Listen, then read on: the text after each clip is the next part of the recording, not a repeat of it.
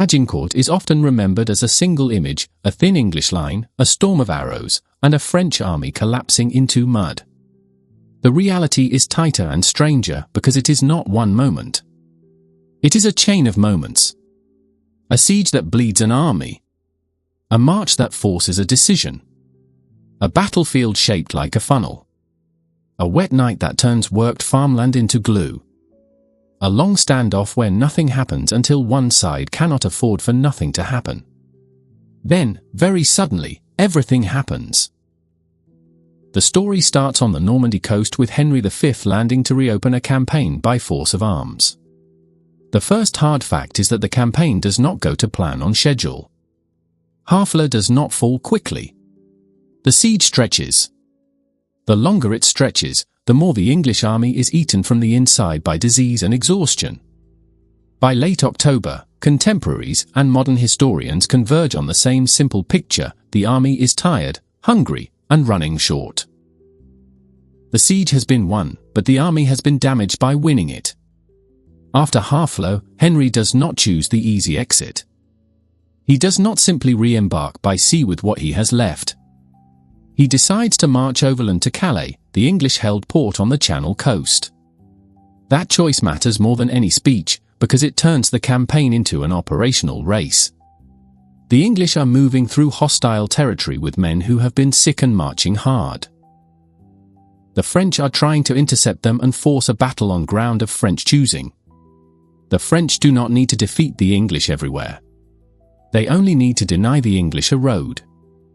The Somme River becomes the denial. The most direct crossings are blocked, and the famous name that appears again and again in the accounts is Blanchetaque. The English approach, find the way barred, and then the march turns into a detour upriver, searching for a practicable crossing. This is not just map trivia. Detours cost time, and time costs food, and food costs cohesion. It is one thing to be brave. It is another thing to be brave while hungry, wet, and watching miles accumulate in your legs. Eventually, the English do cross. Chroniclers disagree on precise points and exact localities, but the operational outcome is clear: Henry regains the northward line of march toward Calais. After that crossing, the French finally manage the one thing that matters most. They get across Henry's route. They block him. They bring him to bay in the area of Agincourt, with the battlefield traditionally identified in narrowing ground between woods near Agincourt and Tramecourt. The microlocation is debated, and archaeology in the traditionally marked area has not produced the kind of diagnostic haul people imagine, but the choreography that matters is consistent across the narrative tradition. A constricted frontage, woods on both flanks, an open ground between them that becomes a corridor. That corridor is the stage. The weather is the stagehand moving props in the dark. Multiple English and French narratives describe the night before the battle as wet. Several accounts emphasize the ground is already soft and churned. Not every account paints it as an endless quagmire, and the degree varies by storyteller, but the baseline is supported. Soft, muddy enough to slow and exhaust armored men advancing on foot, and to punish any attempt to keep neat spacing while pushing forward. Dawn comes, and then the strangest part of the battle happens. For hours, almost nothing happens. Both armies form up and hold. The French largely keep position. Sources frame it differently. English narratives tend to present it as hesitation or delaying. French narratives often present it as confidence, waiting, organization, or expectation of reinforcement. Both framings can be true at once. If the French believe the English are hungry and strained, delay is a weapon. If the English know they are hungry and strained, delay is a threat. This is where Henry's decision is less romantic and more logistical. He cannot stand there forever. Supply and time pressures push him toward action. So he does the thing that forces the day to begin. He advances. It is important to picture how the English line is built, because it explains why advancing is even possible. The English deploy men-at-arms in the center, the heavily armored corps. On the wings are massed archers. The archers are not just loose skirmishers. They are the machine. They are protected by driven stakes, a field-expedient barrier intended to ruin cavalry momentum and keep horses from simply riding through the bow line. Stake geometry is debated in detail by modern historians, but stakes being present and tactically relevant is secure. When Henry moves forward into bowshot, he is not charging blindly. He is moving his system into its killing zone. He is bringing the French onto bad ground under sustained fire, while denying the French the clean cavalry lanes that would normally punish massed archers. He is also ending the waiting game on terms that suit the side that needs a decision. The French respond with a plan that, in broad outline, matches both logic and chronicler description. The French host is described as organized into divisions, often summarized as vanguard, main battle, and rearguard. On the flanks are mounted contingents intended to disrupt the English archers. The decisive blow is expected from men-at-arms, largely dismounted, advancing in ordered mass to crush the English centre. The names at the top matter, not because this is a duel of individuals, but because those names anchor the sources. Henry V is personally at the centre and is depicted as setting the decision point by advancing. Edward, Duke of York, is in a senior English position and becomes one of the most prominent English dead named in primary narratives. Humphrey, Duke of Gloucester, is wounded in the fighting in English narrative tradition. Thomas Erpingham is repeatedly named in the tradition as organizing the English line and directing archers. Thomas Camoys appears in the principal English eyewitness narrative as commanding a wing in battle array. On the French side, the king is not present in the field. Command is delegated to leading nobles and officers. Charles d'Elbret is identified in modern syntheses as a main commander in the intercepting force. Jean II Le Maingre, known as Boucicaut, is consistently named among the highest-profile commanders and later among notable prisoners. High-rank nobles such as the Duke of Orleans and the Duke of Alençon are present, and their fates will become part of the prisoner and casualty story. Now, the numbers. This is where almost every retelling becomes overconfident. Broad consensus holds the English are outnumbered. The exact ratio is contested. Older and common estimates often summarize the English at around 6,000, with roughly 1,000 men-at-arms and roughly 5,000 archers. Some modern archival reconstructions argue closer to 8,500 total. French totals in older common estimates often run 20,000 to 30,000, while some modern archival-based scholarship argues around 12,000. Part of the disagreement turns on whether to count fighting servants and non-noble retainers, and on the incompleteness of surviving administrative records. The safest statement is simple: English outnumbered is robust. The ratio plausibly ranges from roughly 2 to 1 to several to 1, depending on which reconstructions and definitions are used. Those uncertainties do not change what the field does. The field is a funnel. It compresses advantage. It forces bodies to fight in a lane. If you have more men than the lane can hold, extra men become pressure rather than width. The battlefield corridor is usually described like this. The English are facing north toward Calais. The French are facing south, blocking the route. Woods or forest edges anchor both flanks. Between them is open farmland, worked soil, softened by rain, ready to be churned by thousands of feet and hooves. It is not a flat parade ground. It is ground that will change under stress, and it will change quickly. In the English line, men-at-arms are in the centre. Archers mass on the wings. Stakes are fixed forward in front of the archers. Baggage is to the rear. In the French line, the vanguard, main, and rearguard stack in depth. Principal men-at-arms form the striking mass. Mounted contingents on wings intend to disrupt archers. Additional forces in rear are constrained by space and timing. Both sides look at the same corridor and see different truths. The French see an enemy that should be crushed by weight. The English see an enemy that must cross a kill zone and then collide with a brace centre while being harried on both sides. Morning stretches. The standoff continues. Then Henry makes his move. He orders forward movement. Accounts describe him shifting baggage and advancing the line. The point is to force engagement. The English archers establish or renew stake protection in their new position. In the English eyewitness narrative, stakes are described as previously arranged, indicating this is not improvisation in panic but part of the prepared system. Once the English are in extreme bowshot, the first real violence begins. The archers start sustained shooting. The rate is the key. The longbow matters because mass and speed stack effects quickly when targets are dense. Arrows do not need to solve the hardest possible problem, which is punching cleanly through the best plate at the best angles. They only need to produce a mix of wounds, horse hits, and disruption. They can strike horses. They can strike faces if visors are up, or find gaps and less protected areas.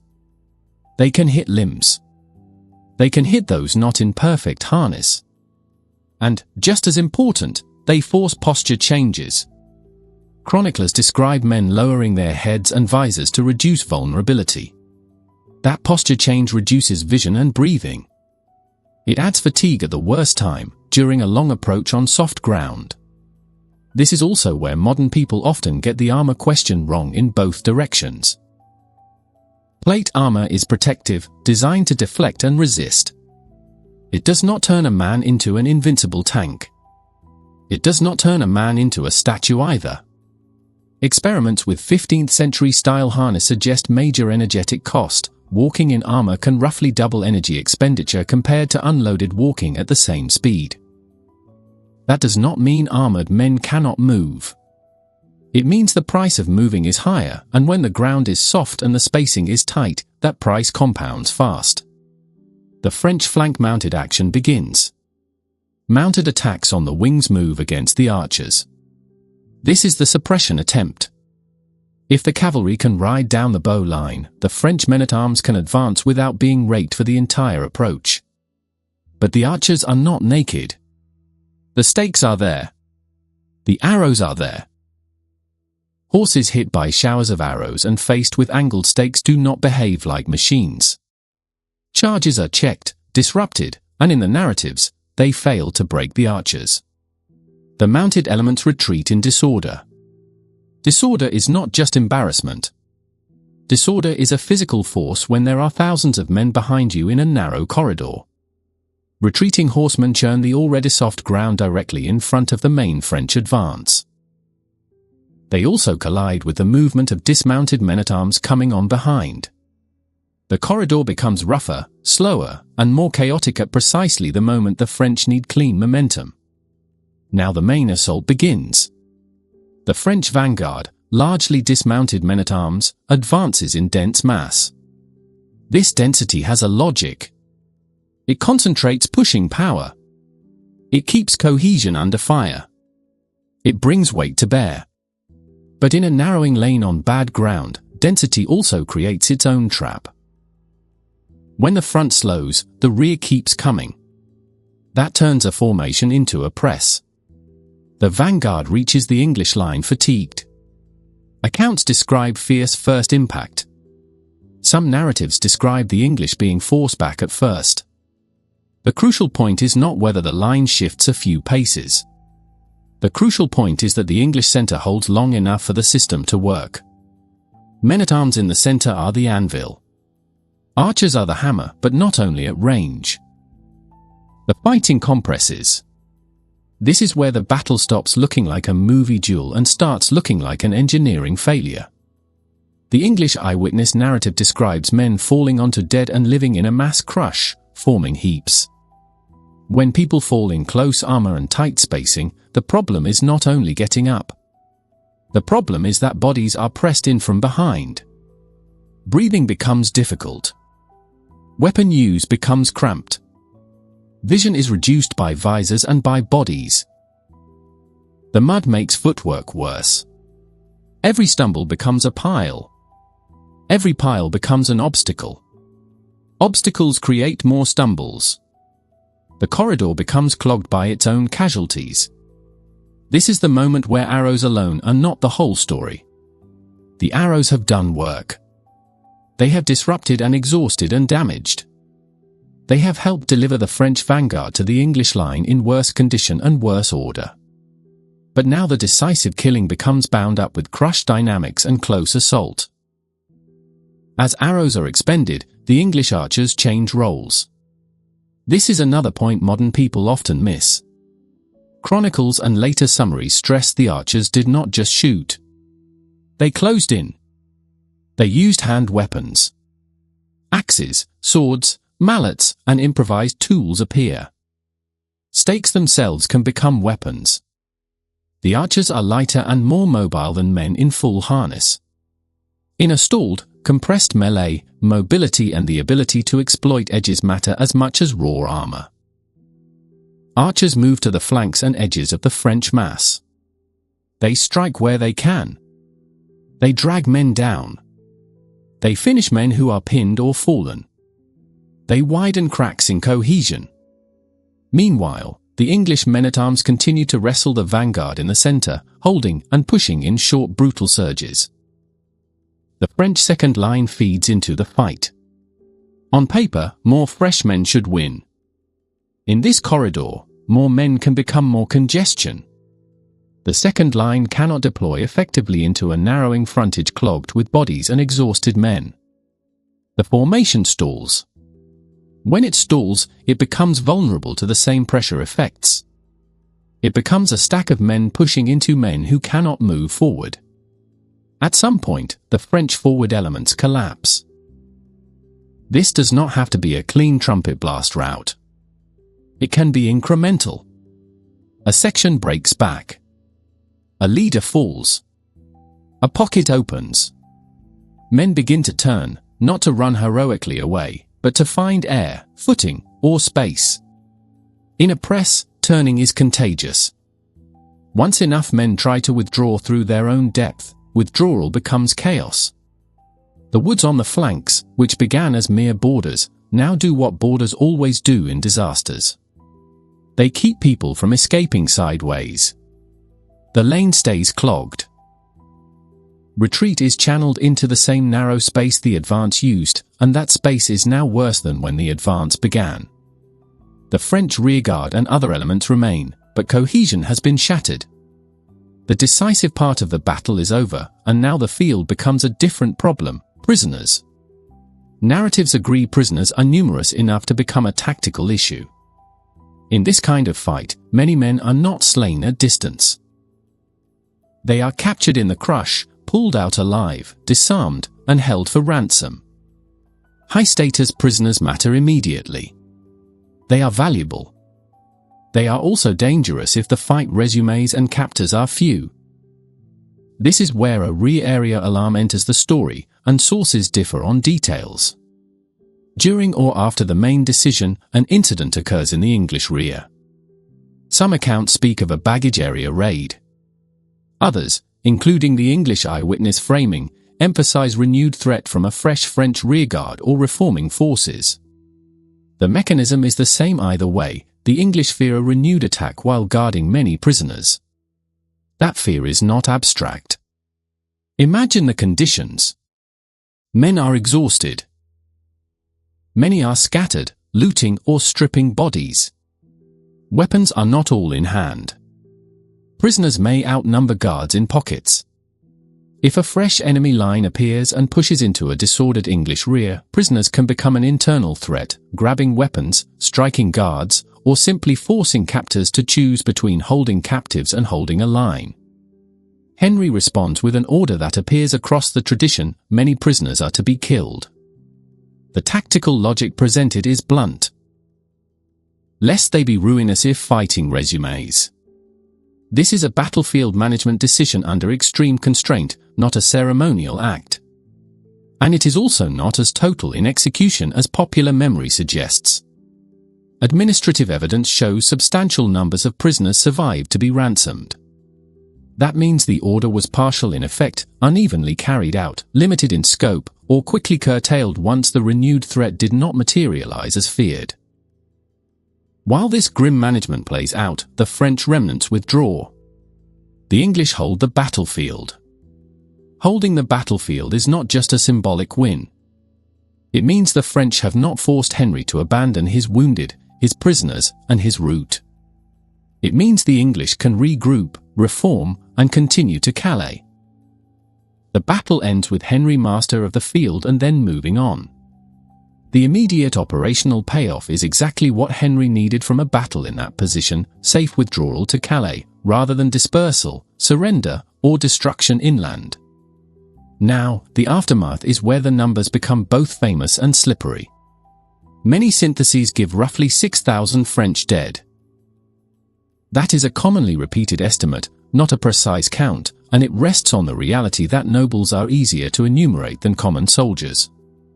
Coats of arms, names, chronicler interest, and later documentation all bias the record toward the high-status dead.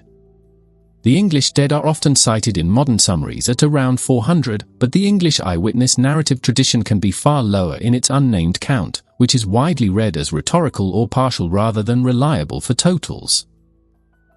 The safest way to hold it in mind is this: French losses were very heavy, especially among men-at-arms and nobility. English losses were notably lower, but still real, and concentrated where the press and first impact were fiercest. Prisoner numbers vary too. Chronicles offer ranges from around 700 to around 2,200. Administrative and financial records identify hundreds of named ransom cases and imply many more undocumented. The overlap between sources is low, which is itself a warning sign. Documentation is incomplete, and each kind of record captures only part of the total.